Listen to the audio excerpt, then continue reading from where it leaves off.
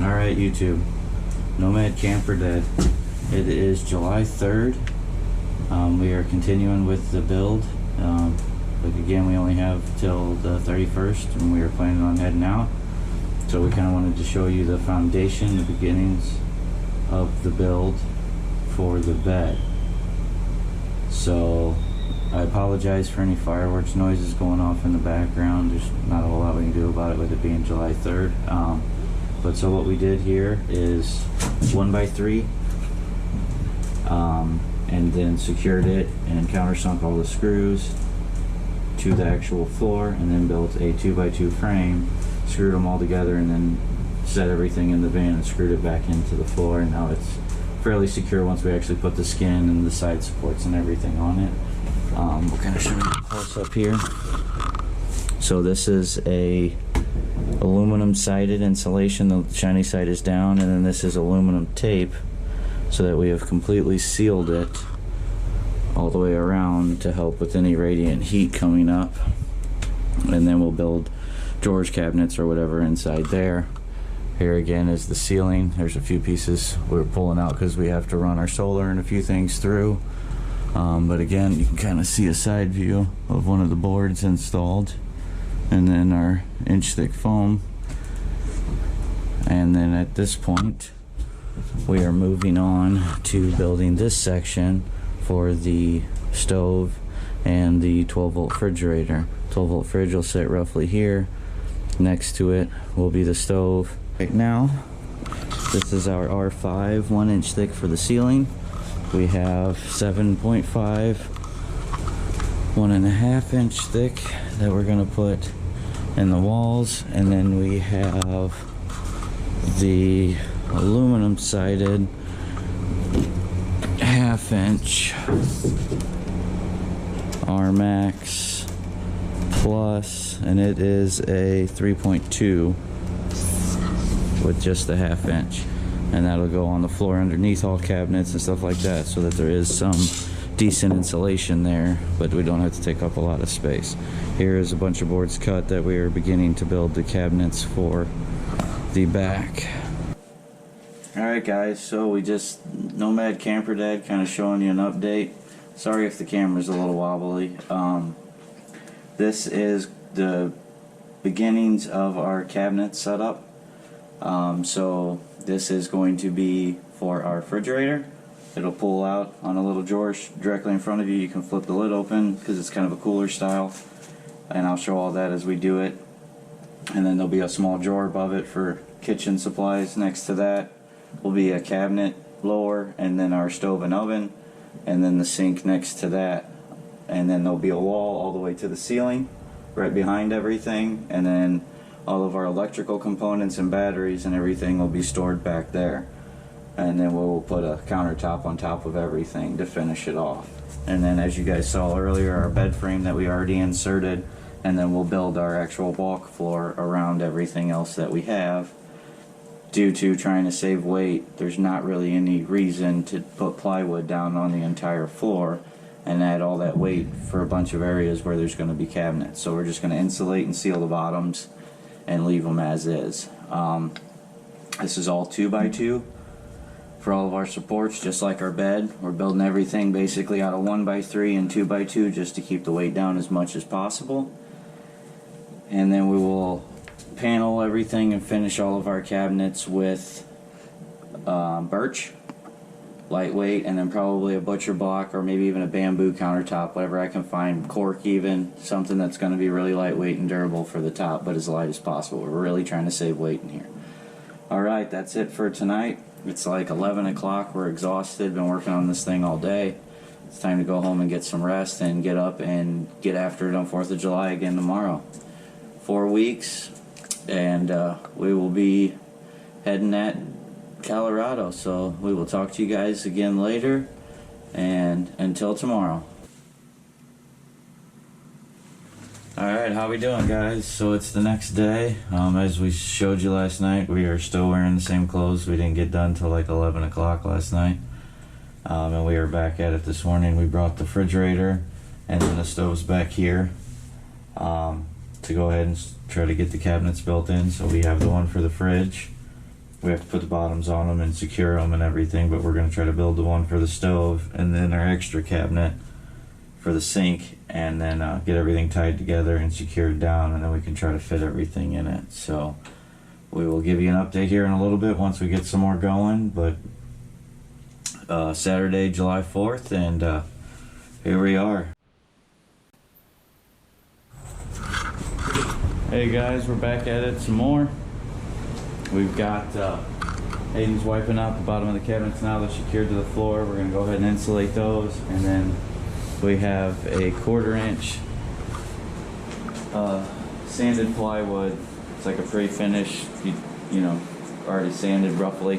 1/4 inch plywood that we're going to skin the surfaces of some of the stuff with to help build up the structure and all of that. So we'll show you another little bit here in a little while as we get going.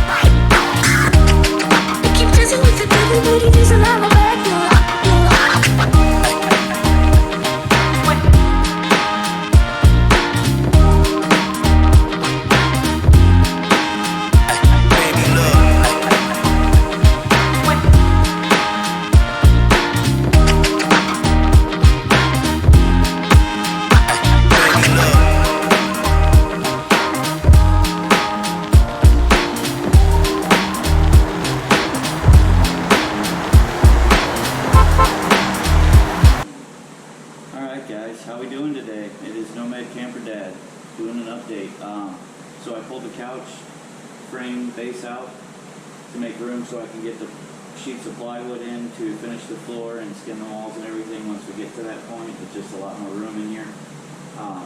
But on a little side note, I tried that contact adhesive to just kind of hold these foam boards in place on the ceiling while I was finishing everything, but it more burns the foam than it really holds it in place, so I'll use a little Gorilla Glue construction adhesive to hold them in place and kind of keep them quiet while I'm finishing before I skin it. I'm going to try to go ahead and move forward with getting the cabinetry finished.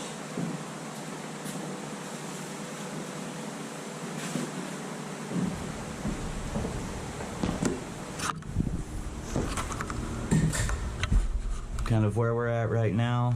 You can see the stove. You can see the stove and oven is nice and secure, and then I've used that reflective 1/2 inch with the silver facing down underneath all the cabinets, and then I may even put a little bit more foam insulation on top and then actually skin them for the bottoms, but just to help any reflective radiant heat kind of stay that direction. And then we're going to keep moving forward.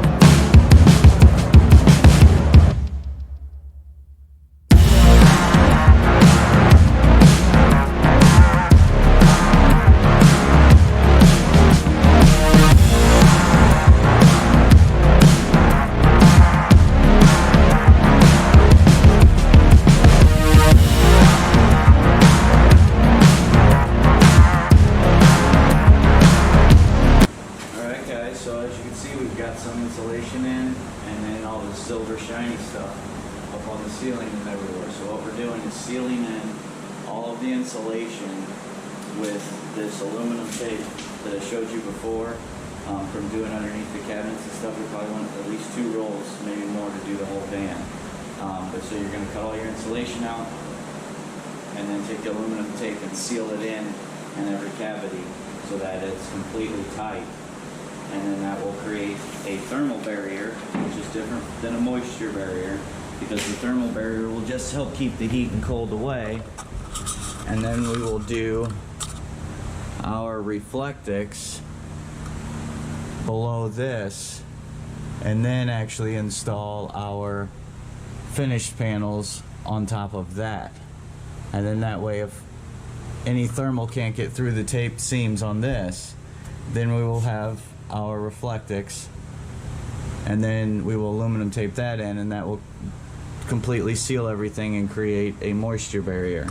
And then in a lot of these smaller cavities, like up here in the van, stuff like this here, we will either cut some pieces to put in. We have some recycled denim insulation to use in a few places, as long as it'll get some air so that it doesn't generate mold. And then we may even do some spray foam or something along those lines to fill in some of those cavities. We're going to run most of our electrical across that side inside the beams, but as you can see, everything's sealed up, and the roof all except for that next panel, because we have to still make our bulkhead fitting to get our solar out and onto the roof. Just something I kind of wanted to show you. As you see, the foam insulation on that side for the big back window. This is window with nothing in it, and then so what I have done is actually installed the insulation. If you look super close, you can see a little bit of writing in there from what was actually on the side of the foam. But so what I did is I spray painted it black on the other side, let it dry, and then installed it so it just looks like a tinted window. And then at some point, if I decide to change it or use the window is still usable. It's not like it's painted on the inside or anything, it's just on the foam. I just painted it black so it appears like it's super tinted, but it's actually not. It's just like that window, just with a piece of black foam on the inside of it.